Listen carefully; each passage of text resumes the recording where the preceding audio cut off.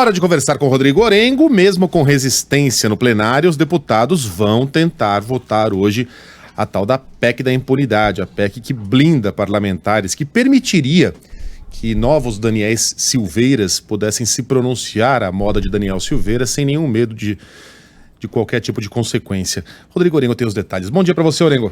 Muito bom dia, Megali, bom dia a todos. E numa sexta-feira, a mobilização no Congresso Nacional é sempre algo muito atípico, né, Megali? Então, vão tentar mais uma vez votar. O que impressiona nessa pauta é o trâmite, é a tramitação. É realmente um texto que caminhou muito rapidamente, foi apresentado num dia, já encaminhado para votação, a admissibilidade no plenário mesmo, já que a Comissão de Constituição e Justiça não está funcionando, jogaram no plenário, já aprovaram a admissibilidade, o caminho está aberto para votar primeiro e segundo turno na Câmara. Ontem tentaram avançar, foram por muitas horas lá, alterando o texto, né, fazendo algumas modificações, negociações para encaminhar essa pauta, só que parlamentares começaram a fazer a chamada obstrução. E aí ficou claro que não tinha voto suficiente para aprovar essa matéria, são necessários 308, isso é uma mudança de Constituição. Agora o que impressiona é a insistência dos parlamentares, no momento em que a grande pergunta é se essa seria a prioridade do Congresso. Para fazer um paralelo, Megali, o auxílio emergencial, que é visto hoje como um foco do Congresso, ficou para a semana que vem, lá no Senado. Na Câmara, estão insistindo para votar numa sexta-feira uma mudança de Constituição que gera muitas resistências, né? Ontem tivemos algumas alterações aí no texto para tentar passar, para tentar conseguir esse acordo. A principal delas foi aquele ponto que mexia com a lei da ficha limpa. A lei da ficha limpa hoje, ela estabelece que qualquer condenação por órgão colegiado, o cidadão fica impedido de se candidatar. A proposta original, ela criava lá o duplo grau de jurisdição, ou seja, aquele prefeito condenado no Tribunal de Justiça, ele continuaria podendo concorrer. Ele só seria vetado se fosse condenado pelo Superior Tribunal de Justiça.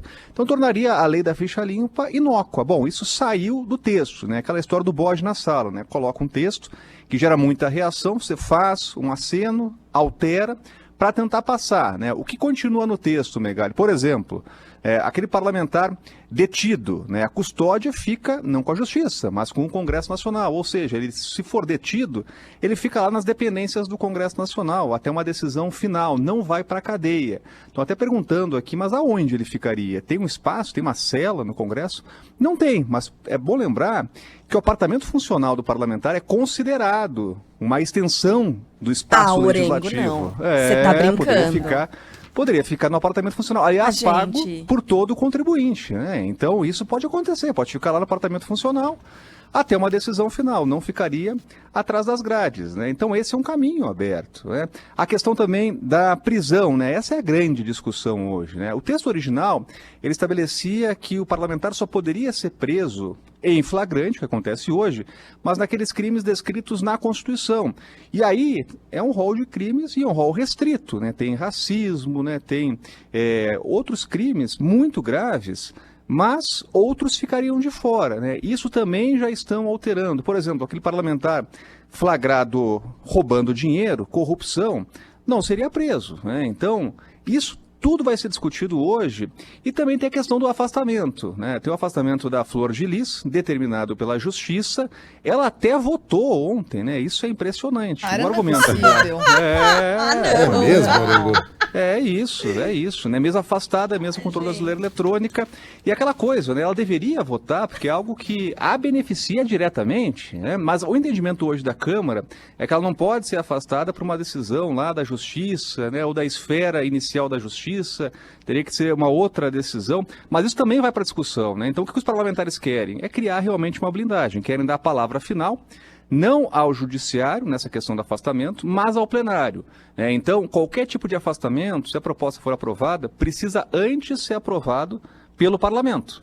Então, inverte a lógica. Hoje, o parlamentar é afastado imediatamente. Lembra do Eduardo Cunha, estava sendo investigado, e aí a Justiça determinou o afastamento para que ele não entrasse em contato, inclusive com outros investigados, dentro do plenário, dentro do Congresso Nacional, não continuasse com toda a influência. Agora a proposta, ela inverte essa lógica. Bom, o parlamentar só pode ser afastado se aprovado pelos colegas, né? Agora, a grande discussão é por que toda essa insistência? Bom, a resposta é que o Congresso quer dar uma resposta e um aceno aí fazer uma contrapartida ao Supremo Tribunal Federal depois da prisão do Daniel Silveira. Isso estava muito claro quando Daniel Silveira foi preso.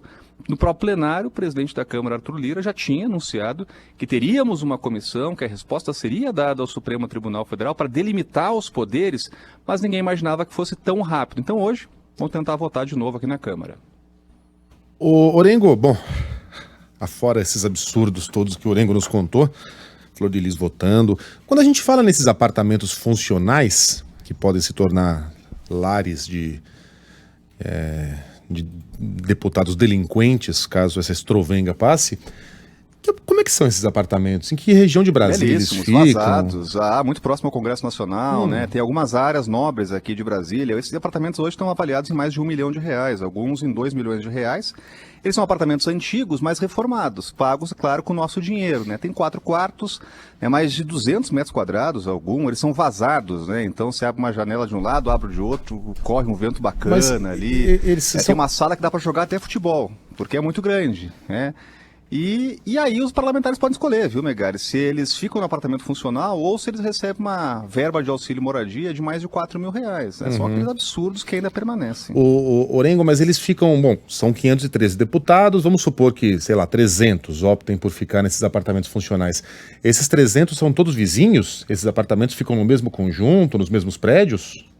Vizinhança. Então assim por que esses caras... prédios inteiros só de deputados. Se em geral essas pessoas se locomovem desses apartamentos para o Congresso e do Congresso para os apartamentos, né, salvo um ou outro compromisso, por que esses caras têm carro oficial, minha gente? Por que esses caras não poderiam vir num frescão, né, numa van que saísse de meia em meia hora levando o deputado para o Congresso e trazendo o deputado de volta para casa?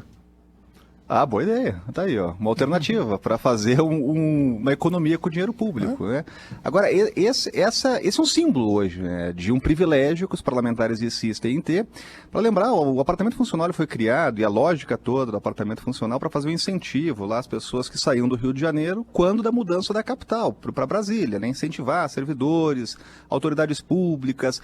Agora não faz mais nenhum sentido num momento como esse. A gente está em 2021, o cidadão ganha mais de R$30 mil, R$33 mil, ele pode arcar com as próprias despesas, não precisa ficar lá o cidadão pagando, né?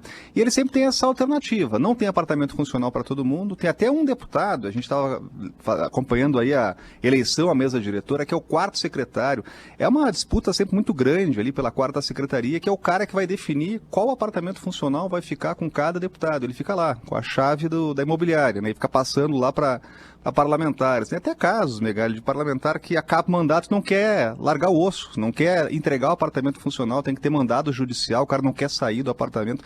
Mas é isso, né? Bela oportunidade de discutir isso, mas essa, claro, não é a prioridade aqui do Congresso. E claro, tem aqueles que possuem residência fixa em Brasília e embolsam também a grana. E aí, me desculpem, né, o torcedor de político vai ficar brabo. Era o caso do presidente, que embolsava a grana e quando foi questionado pela Camila Matoso, da Folha de São Paulo, sobre o que ele fazia com esse dinheiro, deu aquela resposta super delicada. Eu usava para comer gente. Vamos lá, sexta-feira é dia de... Não tem nada a ver com comer gente, tá? Isso. Cozinha Não maravilhosa de Rodrigo Orengo. Não sei, que é isso, Megali? Fala, Orengo, o que tem para hoje? Sabe que eu tava procurando aí um corte de carne que eu não encontrava aqui em Brasília, mas acabei encontrando, viu? Que é o estinco de cordeiro. Já comeram ou não? É um corte tão bonito. Nem assim, ouvi falar. No prato, e é delicioso, né? Ele fica perto da canela ali do cordeiro, né? Mas ele fica... Pois é. E fica um osso bonito no prato. Vocês vão ver, vai ficar bacana. Tô pensando em fazer um braseado aí, que é um lento cozimento. Primeiro na panela de ferro, é um prato bacana para fazer na panela de ferro, né? Para deixar a carne bem macia. Primeiro no fogão e depois... coloca no forno a panela, né? Fica bacana, com legumes e tal. Como é que chama? Eu acho que vai fazer um risotinho aí. Estinco de cordeiro, né? Estinco? Os franceses costumam... estinco. Os franceses costumam chamar de jarré de cordeiro, mas no Brasil é conhecido como estinco de cordeiro. Chiquérrimos. Não vejo a hora da segunda-feira chegar.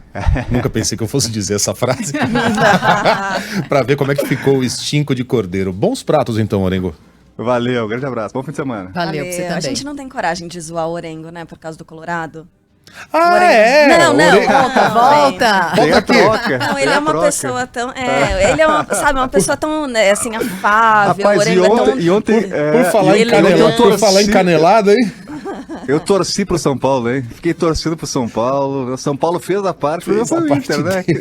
Que não foi a parte dele, né? Foi. Dois mas gols anulados. Merecido. O Flamengo foi mais competente no campeonato. Fazer Foi. o quê? Né? Não, vendo como ele é elegante? Esse campeonato foi impressionante, porque o Galo chegou a disparar, né? Depois o São Paulo disparou.